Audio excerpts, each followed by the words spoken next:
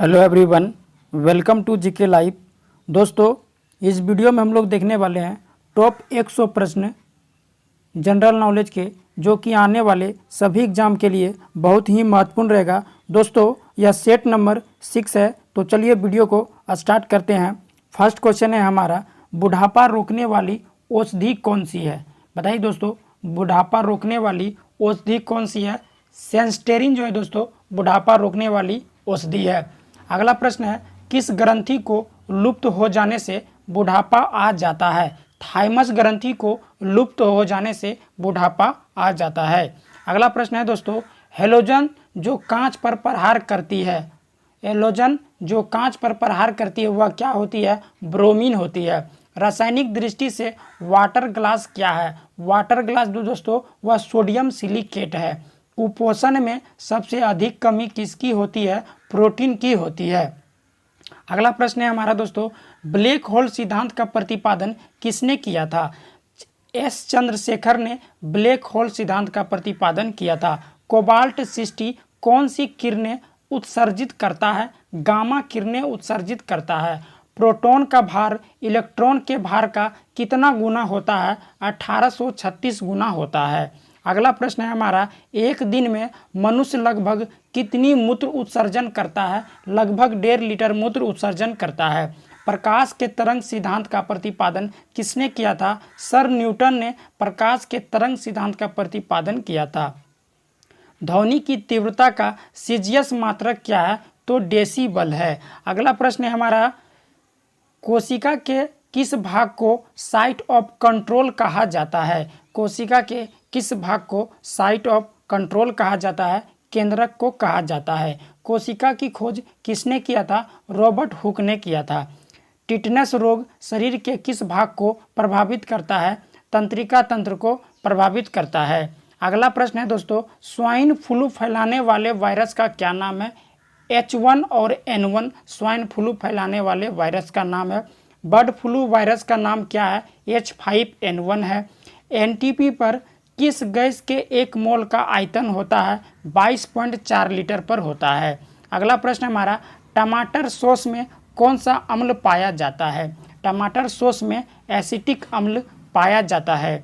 अगला प्रश्न है हमारा दोस्तों, गोबर पर उगने वाले कवक को क्या कहते हैं? क्या कहते हैं? कोप्रोफिलस कहते हैं। मच्छर भगाने वाली दवाओं में सक्रिय रसायन क्या है? एलिथ्रिन है। अगला प्रश्न है, ब्राइट्स रोग किस अंग को प्रभावित करता है? किडनी को प्रभावित करता है। अगला प्रश्न है, मात्रकों की अंतर्राष्ट्रीय पद्धति कब लागू की गई थी? 1971 ईस्वी में लागू किया गया था। पौधों में वृद्धि मापने वाला यंत्र कौन है? क्रेस्कोग्राफ पौधों में वृद्धि मापने वाला यंत्र है। क्रेस्कोग्राफ का आविष्कार किसने किया था? क्रेस्कोग्राफ का आविष्कार जेसी बोस ने किया था। अगला प्रश्न है हमारा, न्यूट्रॉन की खोज किसने किया था? पाउली ने दोस्तों न्यूट्रॉनों की खोज किया था। न्यूट्रॉन की खोज किसने किया था? चैडविक ने न्यूट्रॉन का खोज किया था और न्यूट्रिनो ने पाउली ने किया था। अगला प्रश्न है दोस्तों, जीवाश्म विज्ञान का जनक किसे माना जाता है? जीवाश्म विज्ञान का जनक लियोनार्डो दा विंची को माना जाता है। जीव विज्ञान को सबसे पहले किसने समझाया था? ले मार्ग ने समझाया था। स्टील को कठोर प्रदान करने के लिए उसमें क्या मिलाया जाता है? क्रोमियम मिलाया जाता है। अगला प्रश्न है, कार्य की सीजियस मात्रक क्या है? अर्ग दोस्तों कार्य की सीजियस मात्रक है। अगला प्रश्न हमारा, रक्त के जमने में किस आयरन की भूमिका होती है? रक्त के जमने में किस आयन की भूमिका होती है? कैल्शियम आयन की भूमिका होती है। रक्तदाब को मापने वाला यंत्र को क्या कहते हैं? सिग्मोमेनोमीटर कहा जाता है। सर्वप्रथम किस जीव में रक्तदाब मापा गया था? घोड़ा में सबसे पहले रक्तदाब मापा गया था। शरीर में पित्त का निर्माण कहाँ होता है? शरीर में पित्त का निर्माण यकृत में होता है। लैंगरहैंस की द्वीपिका कहाँ पाई जाती है? अग्नाशय ग्रंथि में पाई जाती है। अगला प्रश्न है, प्रथम महिला जिन्हें भौतिक और रसायन विज्ञान का नोबेल पुरस्कार मिला था, मैडम क्यूरी को मिला था। अगला प्रश्न है, द वेल्थ ऑफ नेशन की रचना किसने किया था? एडम स्मिथ ने किया था। वाल्मीकि ने रामायण की रचना किस भाषा में किया था? संस्कृत भाषा में किया था। भारत के प्रथम उप प्रधानमंत्री कौन थे? सरदार वल्लभ भाई पटेल प्रथम उप प्रधानमंत्री थे। सिकंदर ने भारत पर कब आक्रमण किया था? 326 ईसा पूर्व में सिकंदर ने भारत पर आक्रमण किया था। सिखों के प्रथम गुरु कौन थे? गुरु नानक सिखों के प्रथम गुरु थे और अंतिम गुरु गुरु गोविंद सिंह थे। एंजाइम की संरचना किसने किया था? अमीनो अम्ल के द्वारा एंजाइम की संरचना होती है। अगला प्रश्न है हमारा, द डोज लॉफ्टर के रचयिता कौन है? द डोज लॉफ्टर के रचयिता आर के लक्ष्मण है। इलाहाबाद के स्तंभ लेख किसने लिखा था? हरिसेन ने लिखा था। शक संवत के अनुसार अंतिम महीना कौन सा होता है? फागुन जो है अंतिम महीना होता है शक संवत के अनुसार। भारत के प्रथम दलित मुख्य न्यायाधीश कौन बने थे? के.जी. बालकृष्णन प्रथम दलित मुख्य न्यायाधीश बने थे। मांसपेशियों में कौन सा अम्ल पाया जाता है? मायोसिन अम्ल पाया जाता है। अगला प्रश्न, प्रसिद्ध करीबा बांध किस नदी पर है? जाम्बेजी नदी पर करीबा बांध है। अगला प्रश्न है हमारा, जर्मनी और पोलैंड के बीच की सीमा रेखा क्या कहलाती है? यह हिंडनबर्ग रेखा कहलाती है। हिंडनबर्ग रेखा होता है दोस्तों, यहाँ पे थोड़ा सा मिस्टेक हो गया है। जर्मनी और पोलैंड के बीच की सीमा रेखा को हिंडनबर्ग रेखा कहा जाता है। भारत में केसर का सबसे बड़ा उत्पादक राज्य कौन सा है? जम्मू कश्मीर है। भारतीय फिल्म एवं विकास निगम की स्थापना 1980 ईस्वी में हुआ था।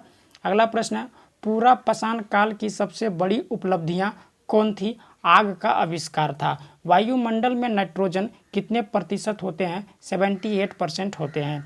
अलीगढ़ आंदोलन की शुरुआत किसने किया था? सर सैयद अहमद खान ने अलीगढ़ आंदोलन की शुरुआत किया था।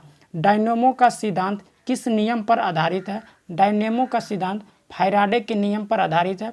भारत में मनी ऑर्डर प्रणाली की शुरुआत किस वर्ष हुआ था? 1880 ईस्वी में किया गया था। अगला प्रश्न है दोस्तों, कुछ भौतिक विज्ञान से प्रश्न है, जो कि भारत से पहले कितने देशों ने परमाणु बम का विस्फोटक किया था? भारत से पहले 5 देशों ने परमाणु बम का विस्फोटक किया था। यूरेनियम अंततः किस तत्व के अस्थायी आइसोटोप में बदल दिए जाते हैं? सीसा में बदल दिए जाते हैं। अगला प्रश्न है दोस्तों, परमाणु रिएक्टर में प्रयुक्त ईंधन कौन सा है? यूरेनियम है। अगला प्रश्न है दोस्तों, नाभिकीय रिएक्टर में ग्रेफाइट का प्रयोग किया जाता है। ग्रेफाइट का प्रयोग विमंदक के रूप में किया जाता है। ज्यामिति का जनक किसे कहा जाता है? यूक्लिड को ज्यामिति का जनक कहा जाता है। अगला प्रश्न है, तापमान घटने के साथ किसी वस्तु का प्रतिरोध क्या होता है? घट जाता है। पोर्टलैंड सीमेंट का आविष्कार किसने किया था? जोसेफ अस्पिडीन ने दोस्तों, जोसेफ अस्पिडीन ने पोर्टलैंड सीमेंट का आविष्कार किया था।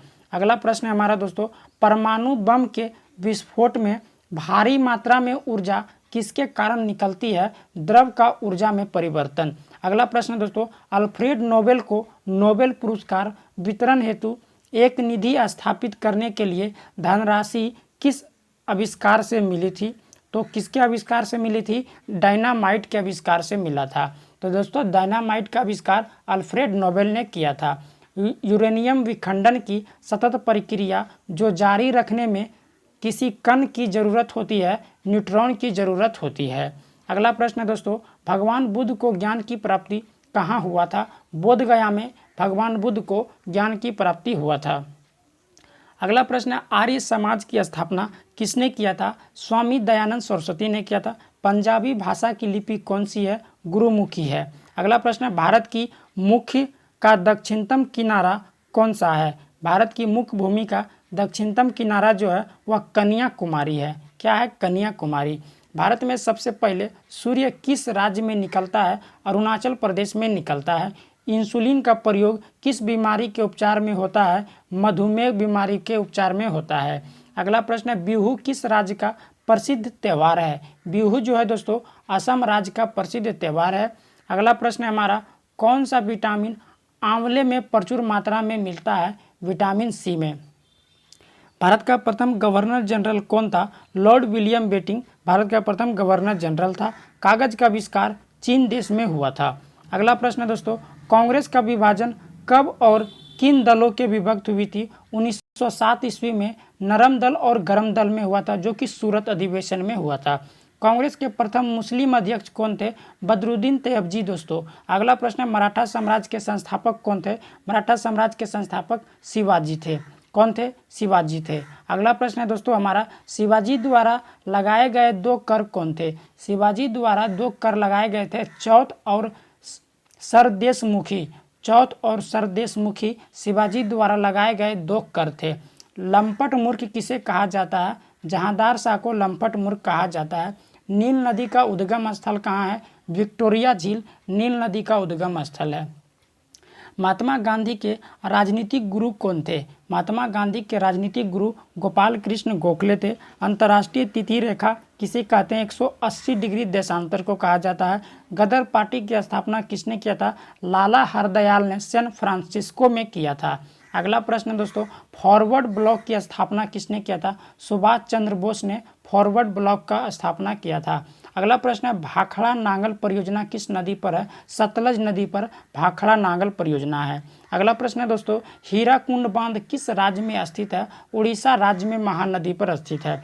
नील क्रांति का संबंध किससे है? मत्स्य उत्पादन से है। सफेद क्रांति का संबंध दूध उत्पादन से है। अगला प्रश्न है, छोटा नागपुर का पठार का सबसे ऊंची चोटी कौन सा है? पारसनाथ सबसे ऊंची चोटी है, 1355 मीटर है।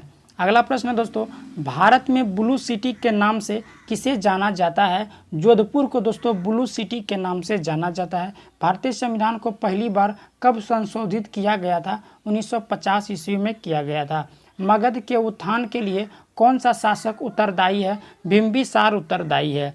अगला प्रश्न दोस्तों, भारत में धान का सबसे बड़ा उत्पादक राज्य कौन सा है? पश्चिम बंगाल में सबसे ज़्यादा धान का उत्पादन होता है। भारत में चाय का सबसे बड़ा उत्पादक राज्य कौन सा है? असम है। अगला प्रश्न है,